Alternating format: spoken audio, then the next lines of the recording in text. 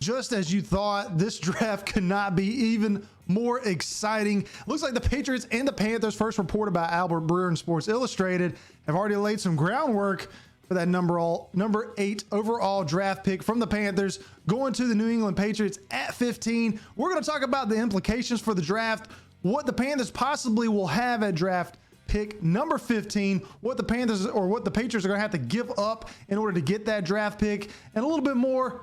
Let's get into it. And guys, if you're interested in Panthers news, NFL news in general, Madden content, and any other football related content, make sure to subscribe down below. You can catch everything here on my channel as we go down 2021 and into 2022 with the football world. Cannot wait. Let's get started. So the Patriots and the Panthers have laid some groundwork. We've heard that for the last few weeks, that the Patriots could be trading with the Panthers. We know the Panthers went out and got Sam Darnold. Matt Rule looks like he is really going to cash in on this really good trade value, I think, for Sam Darnold and the Panthers, and see what Sam Darnold has in store for the Panthers with a lot more weapons. Hopefully they can build around the offensive line. There's still some question marks on that Panthers offensive line, but a good, young, talented defense, really good weapons. And it looks like the Panthers are going to give Sam Darnold another try and also possibly extend that 5th-year option. Then you got the Patriots, who re-signed Cam Newton, former Carolina Panther, for a 1-year deal. So they really don't have a long-term answer at quarterback. Makes a lot of sense for them to go out and get a player in the draft. Justin Fields is looking like he might slide down the draft board.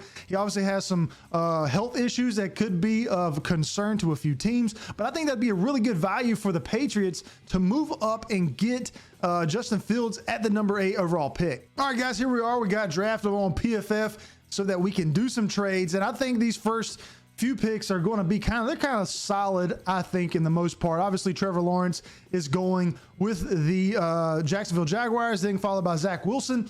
I think Mac Jones is still going to get taken by San Francisco. There is some reports that he could possibly go with, they could possibly go with Trey Lance, but it's been a pretty sure thing that Mac Jones is going to go with San Fran. It seems like they really like him in that system, and that's the way they can go. This is where I think the draft starts. And pick 4 with the Atlanta Falcons. They've talked about trading Julio Jones. They've talked about trading out of that 4th-round pick. And really, you've got the 2 best players in the draft, in my opinion, still on the board with Penei Sewell and Kyle Pitts. I mean, I think that they are the 2 best players in this draft, and there's going to be a lot of teams vowing or fighting to get that 4th overall pick and try to get Penei Sewell, try to get Kyle Pitts. Maybe they want to get a really top wide receiver. Maybe someone values Micah Parsons. I don't know. Maybe somebody really wants to go out and maybe get Patrick Surtain. But I think that it's possible that even the Bengals might want to trade up just to secure that pick and get Penei Sewell so someone doesn't jump ahead of them. But I'm going to say, because the Atlanta Falcons are looking at potentially trading Julio Jones, that they're going to want to get another big playmaker on that offense, and they're going to go with Kyle Pitts. Then that will give the Bengals an opportunity to protect Joe Burrow, especially with what happened last year, and go ahead and get that offensive line shored up. Then you'll have the Dolphins, who I think are going to go out and get Jamar Chase, get some more weapons for Tua. Then following up that pick, we got the Lions, who I think are going to go out and get another weapon for Jared Goff, give him some playmakers on the offensive side of the ball. I think that they are going to go with Devontae Smith out of Alabama. Now the Lions could also get a quarterback for the future, but I just don't see it. I think they're going to try to get a wide receiver. Now this leaves the Panthers at number 8. They're also a wild card. They probably could go out and get Justin Fields if they really value him, but I think that they probably could go in the later rounds and get a quarterback like Kyle Trask in the 2nd round. I think he might be available for them. So I don't think there's really a need, especially with Sam Darnold. The Panthers are probably going to want to extend Sam Darnold for a 5th-year option if he shows some promise in this offense and the scheme. So I think the Panthers are going to end up trading with the New England Patriots. I think the Patriots are going to actually have to give up. I think the trade will go like this: Stephon Gilmore, a 1st and a 2nd for the Carolina Panthers 1st. It seems that New England was wanting to trade Stephon Gilmore, and I think that's something that they'll do. So we'll go with a 1st and a 2nd for the Panthers 1st. We'll offer the trade. We'll force this trade just so it goes through. And also, we'll also include Stephon Gilmore in that. but we're just not going to do players right now. So that means that the New England Patriots are on the board, and I think that they're going to take Justin Fields. They're showing a lot of promise in him. They think that he is going to be somebody that they could be successful in their scheme. They've got Cam Newton for one more year. Let him work with Cam Newton. And Cam Newton is actually a really good mentor with young quarterbacks. He's worked with them before with his camps and stuff. So I think that that would be a really good pairing.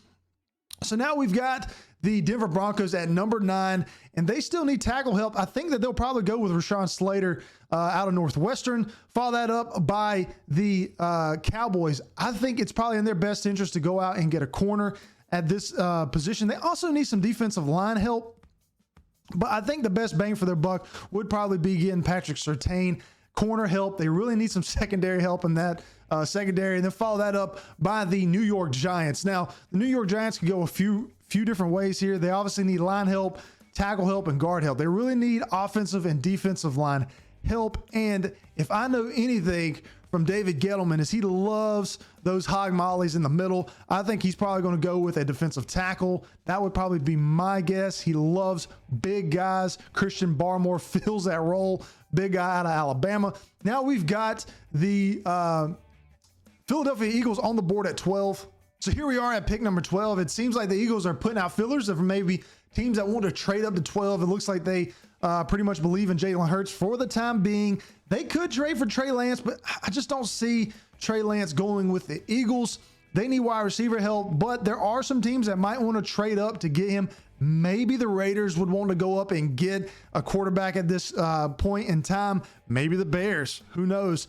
But I think that they are probably going to end up picking up. They'll probably won't get anybody that wants us to trade up because they probably feel that Trey Lance will drop to any of these teams that would want him.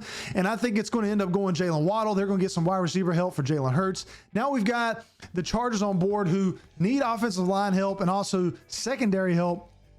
And I think they'll end up going with either Trevon Moehrig or Christian Darrisaw.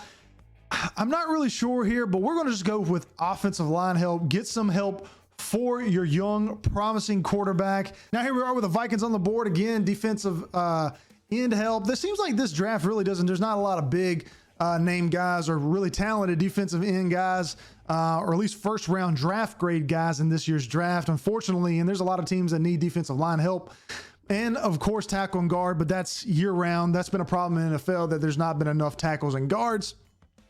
But I think that the Vikings are end up going to go with best player available, obviously. And I think that that would probably be Trevon Moehrig. I think I'm saying his last name right. Out of TCU. Let's get him brought in. And now we have the Panthers in a spot where they can still build that secondary. And I think that they'll end up going with the J.C. Horn, or at least that's who I hope. I'm a big J.C. Horn fan. I think that he has a lot of potential. I think he's probably the best all-around corner in the draft. I think he's somebody, he's not really like a scheme fit like Surtain is in my eyes, and that can help the Carolina Panthers and that versatile defense.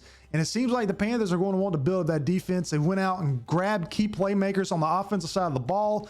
And it looks like they're drafting young, talented, athletic guys, Jeremy Chin, Brian Barnes, and I think they'll have another good one with J.C. Horn. Let me know down in the comments what you think of this draft. Do you think I botched it? Do you think this is how it's going to go? Do you think the Panthers are actually going to trade with the Patriots? Guys, I think this draft is going to be very, very exciting.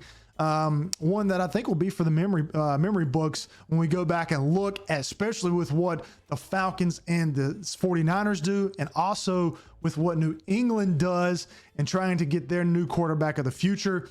They haven't had a really good history of drafting players, at least early round players, in recent memory. So we'll see what comes of New England in the draft, and hopefully my Panthers will get a good one in that later round and some draft picks for the future.